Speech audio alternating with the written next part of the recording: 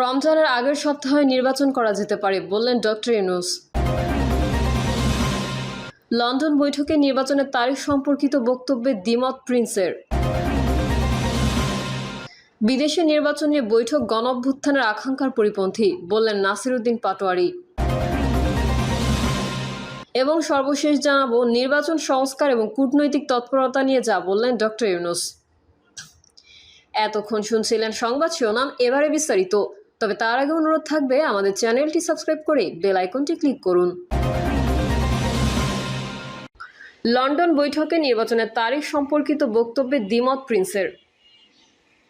লন্ডনে প্রধান উপদেষ্টা ডক্টর মোহাম্মদ ইউনূস ও বিএনপির ভারপ্রাপ্ত চেয়ারম্যান তারেক রহমানের বৈঠকের যৌথ বিবৃতিতে উল্লিখিত 2026 সালের রমজান শুরু হওয়ার আগের সপ্তাহ নির্বাচন আয়োজন করা যেতে পারে এমন বক্তব্যে দ্বিমত পোষণ করেছেন বাংলাদেশের কমিউনিস্ট পার্টির সাধারণ সম্পাদক রুহিন হোসেন প্রিন্স। তিনি বলেন, সুষ্ঠু ও গ্রহণযোগ্য ও অবাধ নির্বাচনের জন্য প্রয়োজনীয় সংস্কার শেষ করে ডিসেম্বরের মধ্যেই নির্বাচন করা সম্ভব। প্রধান উপদেষ্টা লন্ডন সফরের খরচ সহ সামগ্রিক বিষয়ে শ্বেতপত্র প্রকাশের দাবি জানিয়ে তিনি বলেন, বৈঠক ও বৈঠক পরবর্তী প্রেস ব্রিফিংয়ে বিতর্কিত ডক্টর খলিল সাহেবের উপস্থিতি বোধগম্য নয়। রুহিন হোসেন প্রিন্স বলেন, গণঅভ্যুত্থানে সংগঠিত হত্যাযজ্ঞের জড়িতদের বিচারের কাছে দৃশ্যমান করা এবং সুষ্ঠু, গ্রহণযোগ্য ও অবাধ নির্বাচনের জন্য প্রয়োজনীয় সংস্কার সম্পন্ন করে ডিসেম্বরের মধ্যে নির্বাচন করা সম্ভব। রমজানের আগের সপ্তাহে নির্বাচন করা যেতে পারে বললেন ডক্টর ইউনূস। সব প্রস্তুতি সম্পন্ন করা গেলে 2026 সালের রমজান শুরু হওয়ার আগের সপ্তাহেও নির্বাচন আয়োজন করা যেতে পারে বলে জানিয়েছেন প্রধান উপদেষ্টা ডক্টর মোহাম্মদ ইউনূস। তারেক রহমান প্রধান উপদেষ্টার কাছে আগামী বছরের রমজানের আগে নির্বাচন আয়োজনের জন্য প্রস্তাব করেন। দলের চেয়ারপারসন বেগম খালেদা জিয়াও মনে করেন ওই সময় নির্বাচন অনুষ্ঠিত হলে ভালো হয়। প্রধান উপদেষ্টা বলেন যে তিনি আগামী বছরের এপ্রিলের প্রথমার্ধের মধ্যেই নির্বাচন অনুষ্ঠানের ঘোষণা দিয়েছেন। সব প্রস্তুতি সম্পন্ন করা গেলে 2026 সালের রমজান শুরু হওয়ার আগের সপ্তাহেও নির্বাচন আয়োজন করা যেতে পারে। সেই ক্ষেত্রে সেই সময়ের মধ্যে সংস্কার ও বিচারের বিষয়ে পর্যাপ্ত অগ্রগতি অর্জন করা প্রয়োজন হবে। তারেক রহমান প্রধান উপদেষ্টার এই অবস্থানকে স্বাগত জানান এবং দলের পক্ষ থেকে তাকে ধন্যবাদ জ্ঞাপন করেন। প্রধান উপদেষ্টাও তারেক রহমানকে ফলপ্রসূ আলোচনার জন্য ধন্যবাদ জানান। লন্ডন বৈঠকে নির্বাচনের তারিখ সম্পর্কিত বক্তব্যে দ্বিমত প্রিন্সের। লন্ডনে প্রধান উপদেষ্টা ডক্টর মোহাম্মদ ইউনূস ও বিএনপির ভারপ্রাপ্ত চেয়ারম্যান তারেক রহমানের বৈঠকের যৌথ বিবৃতিতে উল্লিখিত 2026 সালের রমজান শুরু হওয়ার আগের সপ্তাহ নির্বাচন আয়োজন করা যেতে পারে এমন বক্তব্যে দ্বিমত পোষণ করেছেন বাংলাদেশের কমিউনিস্ট পার্টির সাধারণ সম্পাদক রুহিন হোসেন প্রিন্স। তিনি বলেন, সুষ্ঠু ও গ্রহণযোগ্য ও অবাধ নির্বাচনের জন্য প্রয়োজনীয় সংস্কার শেষ করে বিদেশে নির্বাচন নিয়ে বৈঠক গণঅভ্যুত্থানের আকাঙ্ক্ষার পরিপন্থী বললেন নাসির উদ্দিন পাটোয়ারি। বিদেশে নির্বাচন নিয়ে বৈঠক গণঅভ্যুত্থানের আকাঙ্ক্ষার পরিপন্থী বলে মন্তব্য করেছেন জাতীয় নাগরিক পার্টির মুখ্য সমন্বয়ক নাসির উদ্দিন পাটোয়ারি। এনসিপির এই নেতা বলেন, লন্ডনে বসে একটি রাজনৈতিক দলের সঙ্গে সরকারের মিটিং দেশবাসীর স্বার্থ গণ আকাঙ্ক্ষার সঙ্গে প্রতারণা। শহীদদের রক্তকে অবমাননা করে দেশের মাটিতে বিদেশের মাটিতে মিটিং আয়োজন কখনোই মেনে নেওয়া যায় না। দেশের ভবিষ্যৎ নির্ধারণ করতে হবে দেশের জনগণের মাধ্যমে, বিদেশি আলোচনায় নয়। নাসির উদ্দিন বলেন, 90 সালের গণঅভ্যুত্থানের পর একটি সামাজিক চুক্তি হয়েছিল, কিন্তু সেটিকে কার্যকর না করে দেশকে অন্য খাতে প্রবাহিত করা হয়েছে। আজকের বাস্তবতায় নতুন করে একটি জাতীয় বন্দোবস্ত প্রয়োজন, আর এই বন্দোবস্ত হতে হবে জনগণের ইচ্ছার ভিত্তিতে, কোনো একক দলের সুবিধার জন্য নয়। তিনি জানান, বর্তমান সরকার যদি সংস্কার, বিচার এবং সংবিধান প্রণয়নের প্রক্রিয়ায় ব্যর্থ হয় তাহলে এনসিপি দ্বিতীয় গণঅভ্যুত্থানের দিকে যেতে বাধ্য হবে। এমনকি এই সরকার জনগণের আকাঙ্ক্ষা প্রতিফলনে ব্যর্থ হলে এনসিপি কোনো নির্বাচনেও অংশগ্রহণ করবে না।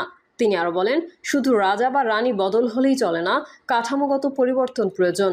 এনসিপি বিশ্বাস করে গণঅভ্যুত্থানের মাধ্যমে অর্জিত স্বপ্ন পূরণ না হওয়া পর্যন্ত তাদের লড়াই চলবে। অন্তর্বর্তী সরকারের প্রতি আহ্বান জানিয়ে নাসির উদ্দিন পাটোয়ারি বলেন, শহীদদের আত্মত্যাগ ও আহতদের কষ্টের মূল্যায়ন করতে হবে। গ্রামের মানুষের কাছে যেতে হবে, জানতে হবে তারা কি চায়। জনগণের বেদনার প্রতিফলন যদি সরকার বুঝতে পারে তবেই বিচার ও সংস্কারের প্রক্রিয়ায় তারা সক্রিয় হবে। বিএনপির অবস্থান নিয়ে প্রশ্নে নাসির উদ্দিন বলেন, বিএনপি একসময় ডিসেম্বরের মধ্যে নির্বাচনের দাবি জানালেও এখন রোজার আগে সময়সীমায় এসে পৌঁছেছে, কিন্তু তারা এখনও জুলাইয়ের ঘোষণাপত্র, বিচার বা নতুন সংবিধান নিয়ে কোনো সুস্পষ্ট প্রস্তাব দেয়নি। ফলে এটি বোঝা যাচ্ছে তারা কেবল ক্ষমতার লোভে যুক্ত হয়েছে, গণ আকাঙ্ক্ষার প্রতিনিধিত্ব করছে না।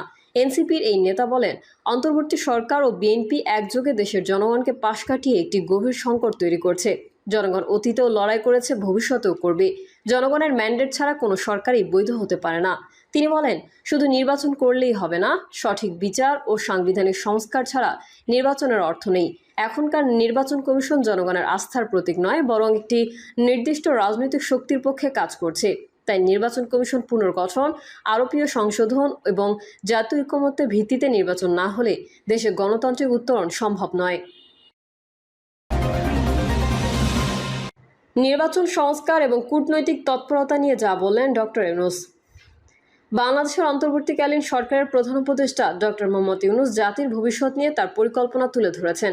যুক্তরাজ্য সফরে আইটিভিকে দেওয়া এক সাক্ষাৎকারে তিনি বলেছেন, তিনি 2026 সালের এপ্রিল মাসের মধ্যে সাধারণ নির্বাচনের একটি লক্ষ্য নির্ধারণ করেছেন, যা একটি স্বচ্ছ ও অন্তর্ভুক্তিমূলক গণতান্ত্রিক প্রক্রিয়া নিশ্চিত করার প্রতি তার অটল প্রতিশ্রুতির প্রমাণ।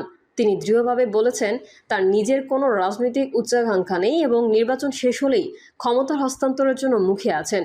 ডক্টর ইউনূস বলেন, ভোটের সততা নিশ্চিত করতে তিনি আন্তর্জাতিক পর্যবেক্ষকদের আমন্ত্রণ জানানোর পরিকল্পনা রেখেছেন, যা সবসময় সব রাজনৈতিক দলের জন্য একটি সমতল ক্ষেত্র তৈরি করবে এবং নতুন প্রজন্মের ভোটারদের ক্ষমতায়ন করবে, যারা এক দশকেরও বেশি সময় ধরে সত্যিকার অর্থেই ভোট দেওয়ার সুযোগ পাননি।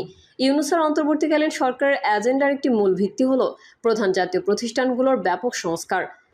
তিনি নির্বাচন প্রক্রিয়া এবং সংবিধান উভয় ক্ষেত্রেই মৌলিক পরিবর্তনের সুপারিশ করার জন্য কমিশন গঠনের পরিকল্পনা করেছেন। উপরন্তু একটি ঐক্য প্রতিষ্ঠা কমিশন সক্রিয়ভাবে কাজ করছে, যাতে সব রাজনৈতিক দল এই গুরুত্বপূর্ণ সংস্কারগুলোতে একমত হতে পারে, যার লক্ষ্য একটি ঐক্যবদ্ধ জুলাই সনদ, যা জাতিকে সামনের দিকে পরিচালিত করবে। অন্তর্বর্তীকালীন সরকার অতীত অপরাধ এবং ব্যাপক দুর্নীতির সঙ্গে জড়িত ব্যক্তিদের বিচার প্রক্রিয়া চালিয়ে যাওয়ার জন্য প্রতিশ্রুতিবদ্ধ। আন্তর্জাতিক অঙ্গনে ডক্টর ইউনূস বাংলাদেশের কূটনৈতিক অবস্থান স্পষ্ট করেছেন। তিনি ব্যাখ্যা করেছেন, চীনে তার প্রাথমিক সফর বোয়া ফোরামের জন্য পূর্ব নির্ধারিত একটি প্রতিশ্রুতি ছিল, যা দিল্লির চেয়ে বেইজিংকে অগ্রাধিকার দেওয়ার ইচ্ছাকৃত ইঙ্গিত ছিল না। তিনি যুক্তরাজ্যের সঙ্গে শক্তিশালী ও সহায়তামূলক সম্পর্কের উপরও জোর দিয়েছেন, সাহায্যের গুরুত্ব স্বীকার করেছেন, তবে সম্ভাব্য তহবিল হ্রাস সত্ত্বেও বাংলাদেশের স্থিতিস্থাপকতার উপরও গুরুত্ব আরোপ করেছেন। ইউনূসের জন্য একটি জরুরি মানবিক উদ্বেগ হল রোহিঙ্গা শরণার্থীদের দুর্দশা। তিনি কঠোরভাবে সতর্ক করেছেন যে ইউএসএআইডি তহবিল প্রত্যাহার এবং মিয়ানমারে তাদের প্রত্যাবর্তনের আশার অনুপস্থিতি শিবিরগুলোতে একটি অস্থির বিস্ফোরণ ঘটাতে পারে। তিনি তাদের নিরাপদ ও মর্যাদাপূর্ণ প্রত্যাবাসনের অপরিহার্যতার উপর জোর দিয়েছেন। অর্থনৈতিকভাবে ইউনূসের প্রশাসন পুনরুদ্ধার ও স্থিতিশীলতার উপর নিবদ্ধ। ব্যাংকিং খাতে সংস্কারের পরিকল্পনা করা হয়েছে এবং আস্থা পুনরুদ্ধার ও অর্থনৈতিক প্রবৃদ্ধি বৃদ্ধির লক্ষ্যে দেশের বৈদেশিক মুদ্রার রিজার্ভ স্থিতিশীল করার প্রচেষ্টা চলছে। আশাবাদী দৃষ্টিভঙ্গি সত্ত্বেও ডক্টর ইউনূস বাংলাদেশের সামনে থাকা গভীর চ্যালেঞ্জগুলো স্বীকার করেছেন, যার মধ্যে রয়েছে গভীর দুর্নীতি এবং জাতীয় প্রতিষ্ঠানগুলোর প্রতি জনবিশ্বাস পুনর্গঠনের জরুরি প্রয়োজন। তিনি জোর দিয়ে বলেছেন, তার সরকার সংস্কার প্রক্রিয়াকে সহজতর করছে এবং তবে এই পরিবর্তনগুলোর চূড়ান্ত রূপ এবং পরিধি রাজনৈতিক দলগুলোর মধ্যে অর্জিত ঐকমত্য দ্বারা নির্ধারিত হবে। প্রিয় দর্শক, এই ছিল এখনকার সর্বশেষ সংবাদ। আপডেট হওয়া সংবাদ পেতে চ্যানেলটি সাবস্ক্রাইব করে বেল আইকনটি ক্লিক করুন। কমেন্টে আপনার মতামত জানিয়ে আমাদের সাথেই থাকুন। ধন্যবাদ সবাইকে। আল্লাহ হাফেজ।